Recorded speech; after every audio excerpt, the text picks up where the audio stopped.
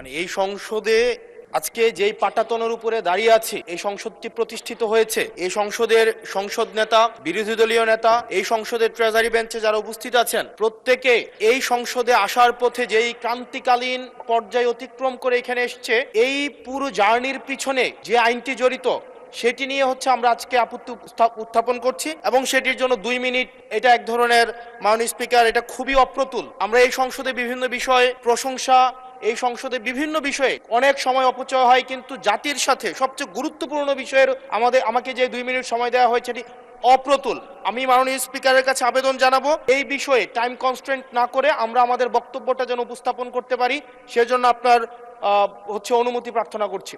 মাননীয় সদস্য, সাধারণত আপত্তি উত্থাপন আগে সংসদগুলোতে 2 মিনিটে দেওয়া হতো, তবে আপনি যেহেতু বলেছেন আপনি আরো 2 মিনিট বলেন, 4 মিনিটের মধ্যে বক্তব্য শেষ করবেন। মাননীয় স্পিকার, এই যে আইনটি আজকে যেটি পাশ করানোর কথা বলা হচ্ছে, এটির মধ্য দিয়ে 2009 সালের জাতীয় মানবাধিকার কমিশনের যেই আইনটি সেটিকে রিস্টোর করা হবে। জাতীয় মানবাধিকার কমিশনের যে 2009 সালের যে আইনটি আছে, সে আইনের প্রয়োগ দীর্ঘ 17 বছর ধরে হয়েছে, সেটি আমরা দেখেছি। জাতীয় মানবাধিকার কমিশনের নামে বিরোধী দল ও মতকে দমন কমিশন হিসেবে সেটি ব্যবহার করা হয়েছে। বিএনপিকে দমন করার বৈধতা জাতীয় মানবাধিকার কমিশন উৎপাদন করেছে। আমরা জাতীয় মানবাধিকার কমিশনের চেয়ারম্যানকে বলতে শুনেছি, জামাতের নেতাকর্মীদেরকে গুলি করা বৈধ মানবাধিকার টিকিয়ে রাখার স্বার্থে। আমরা জাতীয় মানবাধিকার কমিশন 2009-এ যদি চলে যাই, আমরা মাননীয় স্পিকার 2009-এ যদি চলে যায়, আজকে যদি 2025-এর অধ্যাদেশটিকে ল্যাপস করে দেওয়া হয়, এটি এই সংসদের জন্য আমাদের যে আমরা ফরওয়ার্ডিং একটা মুভে ছিলাম, আজকে এই 2025-এর অধ্যাদেশটি ল্যাপস করার মধ্য দিয়ে জাতি আবার ব্যাকওয়ার্ডের দিকে যাবে এবং জাতি পিছিয়ে পড়ার একটা টেক্সট বুক এক্সাম্পল হিসেবে এই সংসদে এটি থাকবে। 2009 সালের জাতীয় মানবাধিকার কমিশন আদতে কোনো আইন না, এটা হচ্ছে সরকারি আরেকটা দপ্তর বানানো হয়েছে জাতীয় মানবাধিকার কমিশনকে। সেখানে স্পিকারের নেতৃত্বে যে সিলেকশন কমিটি করা হয়েছে, সেখানে স্বরাষ্ট্রমন্ত্রী থাকে, সেখানে আইনমন্ত্রী থাকে, সরকার দলীয় একজন এমপি থাকে এবং সেখানে মন্ত্রণালয়ের একজন সচিব থাকেন। অর্থাৎ একটা 6 সদস্য বিশিষ্ট একটা সিলেকশন বোর্ডের সেখানে 5 জনই হচ্ছে সরকার দলের। এখন একটা সরকার দলের একটা জাতীয় মানবাধিকার কমিশন, এটা হচ্ছে আমাদের আজকে আমাদের এলজিআরডি মন্ত্রী নেই, উনিই বলেছিলেন জাতীয় মানবাধিকার কমিশন হচ্ছে একটা মূলত বিরোধী দল কমিশন হিসেবে ফাংশন করে। এখন বিরোধী দল দমন কমিশন হিসেবে মাননীয় স্পিকার ফাংশন করে।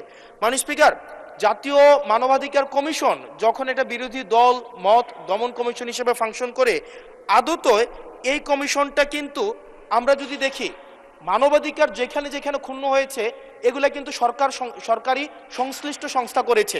সেখানে বিডিআর, র্যাব, তারপর আপনার বিভিন্ন বাহিনীদের সেখানে কিন্তু সরাসরি সংযুক্ত আমরা দেখেছি, তারা মানবাধিকারকে ক্ষুণ্ণ করেছে।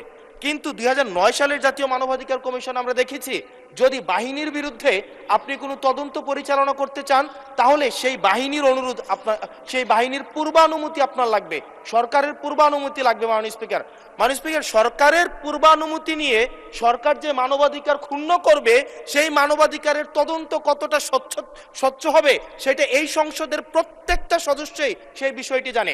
আজকে সরকার দলের একজন মাননীয় সংসদ সদস্যের আজকে এই বিলের যে ল্যাপস করে দেওয়া হবে। ধন্যবাদ মাননীয় সদস্য। মাননীয় আইনমন্ত্রী, ধন্যবাদ। বসুন। মাননীয় স্পিকার, মাননীয় আইনমন্ত্রী, বিরোধী দলীয় নেতা বলুন।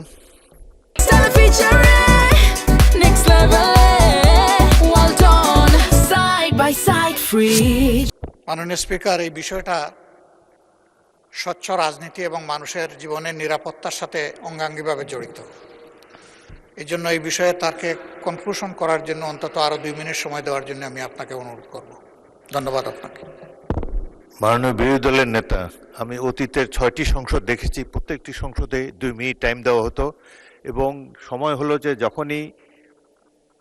যখনই স্পিকার ঘোষণা দেবে যে এবং অনুরোধ করবে সংশ্লিষ্ট মন্ত্রীকে বিলটি উত্থাপনের জন্য, তখনই দাঁড়াতে হয়, দাঁড়িয়ে বলতে হয় উচ্চস্বরে আপত্তি আছে, তখন যে আপত্তিকারী সংসদ সদস্যকে 2 মিনিট বলার সময় দেওয়া হতো।